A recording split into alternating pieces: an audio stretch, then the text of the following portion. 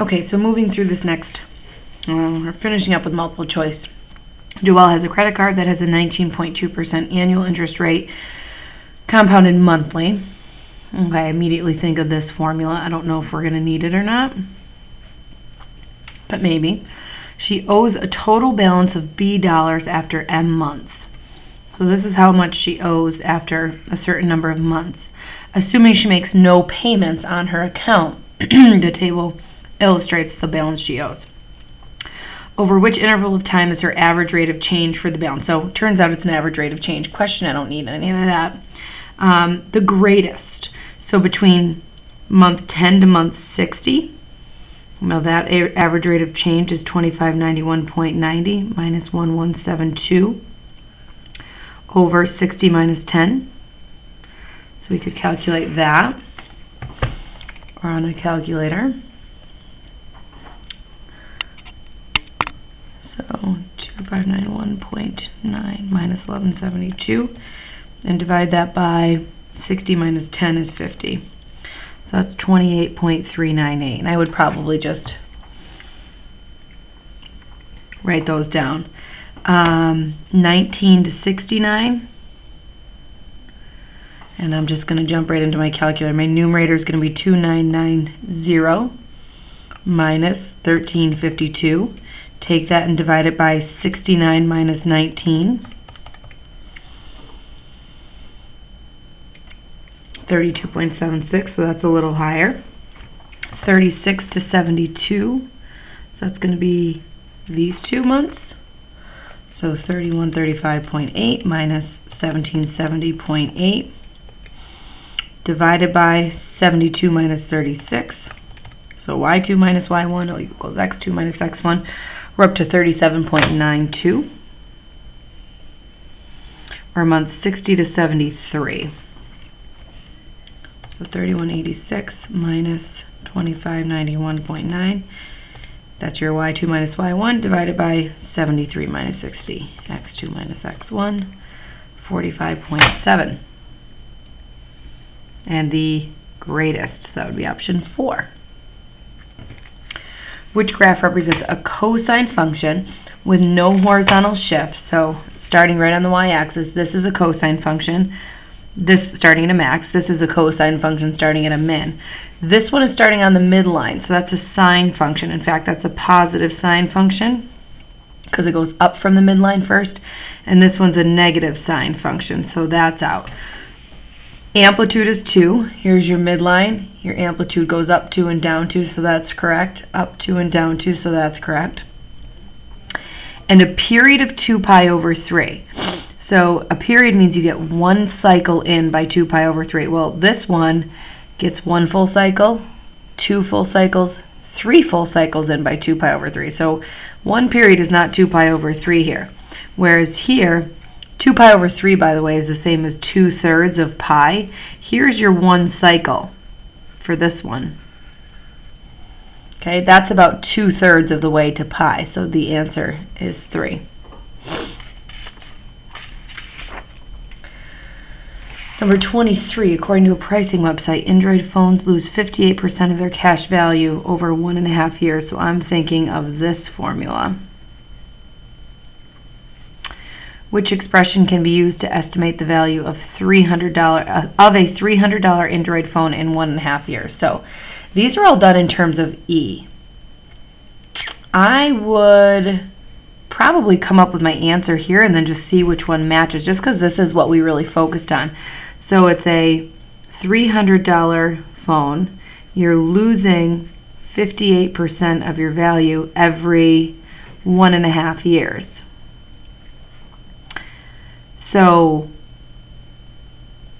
which expression can we use to estimate the value of that phone after exactly 1.5 years? So I would just type this in, get my value, raised to the 1.5 divided by 1.5 power, so $126. So which one of these gives us 126? So I would just type all these in. 300 e to the negative 0.87. No. well, it's not bad to estimate. That's not bad. 125.68. 69 cents actually. Option 2 is 159. That's definitely not. And 78 cents. Option 3, 167.97. And then option 4, 197.11. So the closest one, this is the exact value, it seems. That's our closest. So here's what I'm thinking. Well, actually I'm not positive how they're using. I'm thinking they're using the PERT formula, but I don't. So I'm thinking if they do use the PERT formula, we definitely know 1 because I use that, and I think that's what this kind of suggests. But if we do use that PERT formula, so your R is going to be, you're losing 58%. So negative, if you're losing 58%, then your R value is 0.42. So I think that would be 0.42 times 1.5. And 42 times 1.5 gives you 0.63. And that would be 2, but I don't think so. I think it's definitely 1 because we found the exact value after that amount of time using our formula. And number 24, a cardboard box manufacturing company is building boxes with lengths represented by x plus 1, width 5 minus x, and height x minus 1, the volume. So the volume is length times width times height, so that's your x plus 1, 5 minus x, x minus 1, and there's your volume graph, which should make sense because you have a root at -1, you have a root at 5, and you have a root at 1. Over which interval is the volume changing the fastest? So at the fastest average rate. So you could find the slope from 1 to 2. Find the slope there. You could find the slope from 1 to 3.5. So here's the slope from 1 to 2 pretty much. 1 to 3.5 is right around there, which doesn't look quite as steep as the first one. 1 to 5 is definitely not. There's 0 average rate of change there. And from 0 to 3.5 would be there. So I think the steepest part is right here, but you might just want to check that. So your points 1, 0, and 2, 9. Your average rate of change here would be 9 minus 0 over 2 minus 1, 9. Versus 0 to 3.5, I think your points are 0, -2, -4, -5. And 3.5 looks like it's at 16. So 16 minus -5 is 21. 3.5 minus 0 is 3.5. 21 divided by 3.5 is an average rate of change of 6. So this one's definitely the greatest.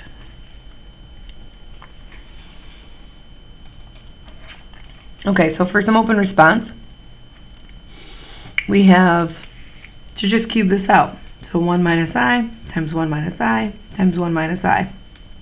Do the first two first. 1 minus I plus I squared, which combines to 1 minus 2I plus I squared. And I squared is -1. So 1 minus 1 actually cancels. So it just ends up being -2I times 1 minus I. Multiply through, because then I'm multiplying it by the last 1 minus I here. So -2I, and then -2I times -I is plus 2I squared. And that's -1. So -2I, this turns into a -2. And they say A plus BI form, so let's put our constant A first, and then our BI second.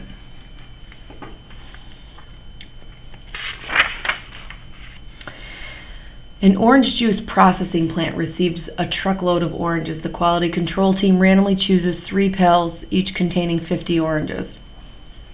So I'm thinking like, here's a pail, 50 oranges in there. Here's a pail, 50. Here's a pail, 50. And this came from an entire truckload. Here's my truck. So there's a full truckload. God knows how many are on there. And we've taken 3 pails of 50. Identify the sample. The sample is the 150 oranges in the bucket. The population is the whole truckload.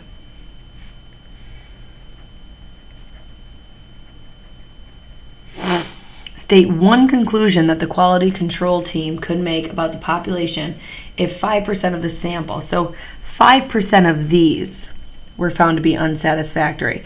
So what conclusion could we say about the whole population? And I would just say if 5% of your sample was unsatisfactory, then probably approximately 5% of entire truckload is unsatisfactory. Or you could say that maybe approximately 95%. Now, it's not going to be exactly the same percentage, but it's a good ballpark. All right, explain why cosecant equals 1 over y. So anytime we have a terminal ray, we drop a right triangle. Label your legs if you can. So if this is the point xy, that means we would have had to have come over x units, and we would have come down y units. So y, and then we're on the unit circle, so the hypotenuse is 1. So given what you know about cosecant, since cosecant theta is equivalent to 1 over, it's the reciprocal function to sine, then 1 over sine theta approximately equals 1 over y. And since xy on the unit circle is cosine theta sine theta, y equals sine theta. So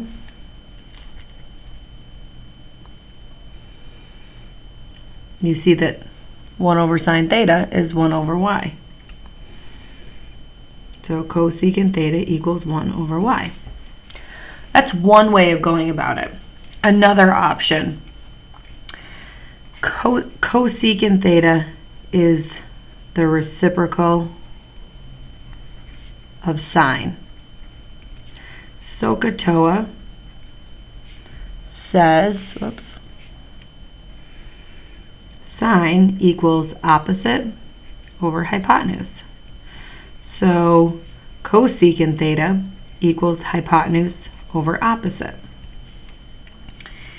In triangle, hypotenuse equals 1 and opposite equals y. So cosecant theta equals the hypotenuse of 1 over the opposite of y. Look up here. Here's your angle. Hypotenuse of 1 over opposite of y.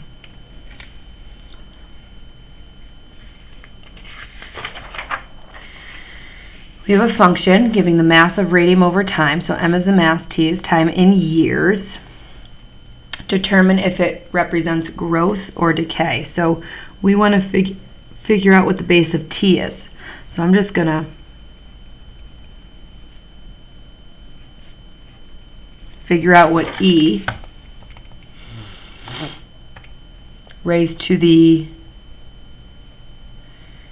natural log of 0.5 divided by 1590 is. 0.99956.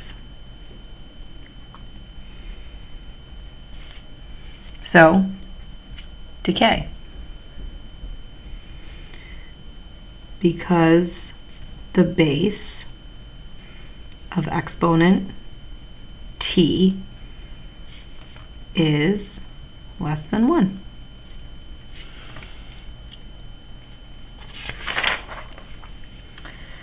Sketch a cubic polynomial whose zeros are 1, 3, and negative 2. This is a cupcake problem. 0 at 1, 0 at 3. We might want to just label just so you can't find any reason to lose any points. So negative 1, negative 2, and a root at negative 2. Now cubic means degree of 3. So it doesn't say what if it's positive cubic or negative, so as far as starting low, ending high, doesn't matter. If you start low, end high. If you start high, end low. So I'll just start low, make sure I hit all 3, then it ends high. And they're all single roots, 1, 2, 3 total, no bounces, very straightforward. If you wanted to, you could have also done starting high, ended low. Okay.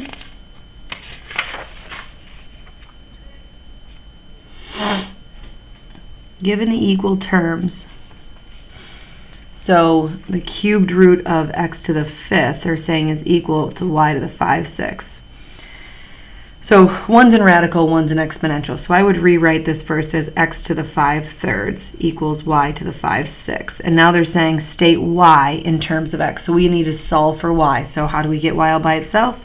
We raise it to the reciprocal 6/5. So that'll cancel that out. So y will equal, and power to power means multiply. So 30 over 15, y equals x squared. Done.